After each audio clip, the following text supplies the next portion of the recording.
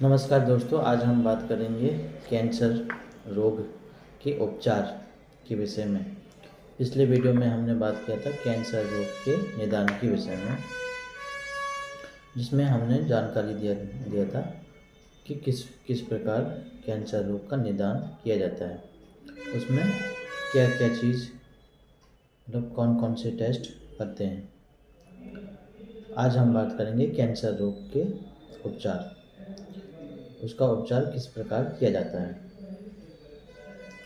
जब cancer diagnose हो जाता है हिस्टोपैथोलॉजी के माध्यम से, मतलब कि बायोप्सी के द्वारा जब उसको डायग्नोस कर लिया जाता है कि ये कन्फर्म है, ये कैंसर है, उसके बाद जो स्टेजिंग होता है उसके आधार पर डिसाइड किया जाता है कि कौन से प्रकार का उपचार किया जाएगा।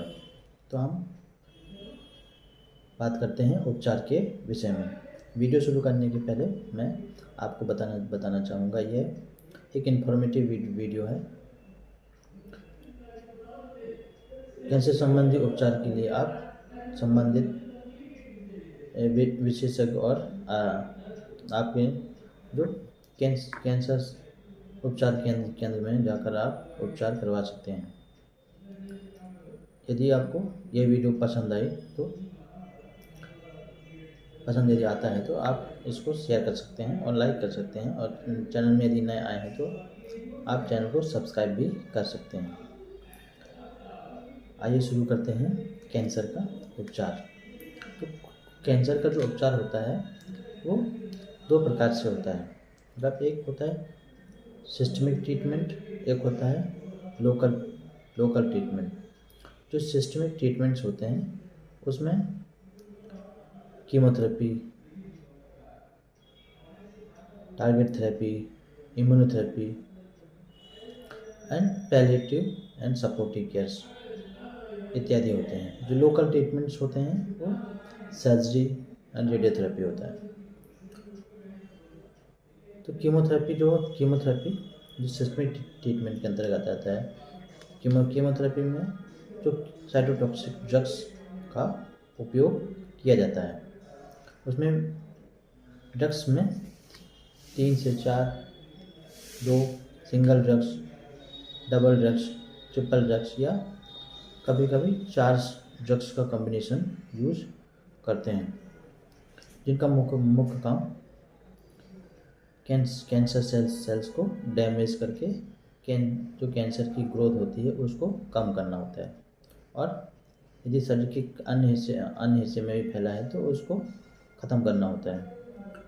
उसी प्रकार इम्यूनोथेरेपी और टारगेट थेरेपी। इम्यूनोथेरेपी टारगेट जो थेरेपी होते हैं, इम्यूनोथेरेपी जो होते हैं वो मोनोक्लोनल एंटीबॉडीज़ होते हैं, ह्यूमनाइज मोनोक्लोनल एंटीबॉडीज़ होते हैं, जिनका मुख्य काम होता है हमारे शरीर की इम्यून सिस्टम को स्ट्रॉन्ग करते हुए या इम्यून रिस्पॉन्स को बढ़ाकर या इम्प्रूव करके कैंसर सेल्स को डैमेज करना। और जो टारगेट थेरेपी होता है, टारगेट थेरेपी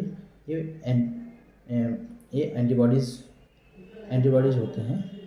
ये भी एंटीबॉडीज़ होते हैं जो रिसेप्टर्स और प्रोटीन्स के थ्रू अपना कार्य करते हैं और कैंसर सेल्स को डैमेज करके कैंसर उपचार में महत्वपूर्ण भूमिका निभाते हैं।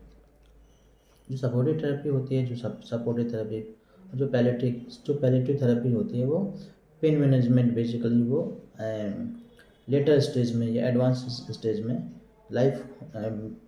जो एडवांस स्टेज होता है उसमें मरीज़ की क्वालिटी ऑफ लाइफ को इम्प्रूव करने के लिए, और बहुत ज़्यादा यदि पेन हो रहा है तो पेन को मैनेज करने के लिए इस थेरेपी का उपयोग किया जाता है।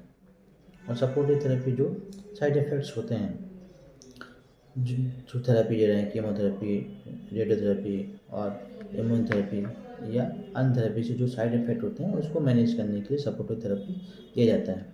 जो लोकल थेरेपी होती है, लोकल थेरेपी जैसे मैंने बताया कि सर्जरी एंड रेडियोथेरेपी।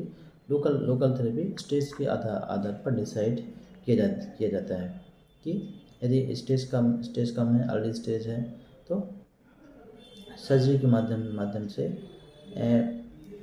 जो इन्वॉल्व पार्ट होता है उसको हटा दिया जाता है, जिससे कि एडजुवेंट ट्रीटमेंट देने में आसानी होती है।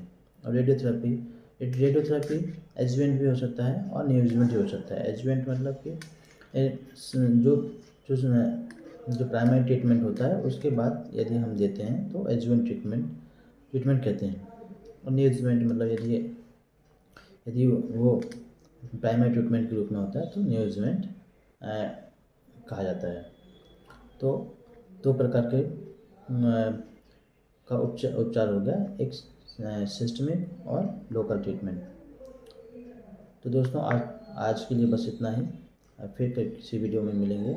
यदि आपको वीडियो पसंद आए तो लाइक एंड सब्सक्राइब करिए और अपने मित्रों को शेयर करिए। धन्यवाद।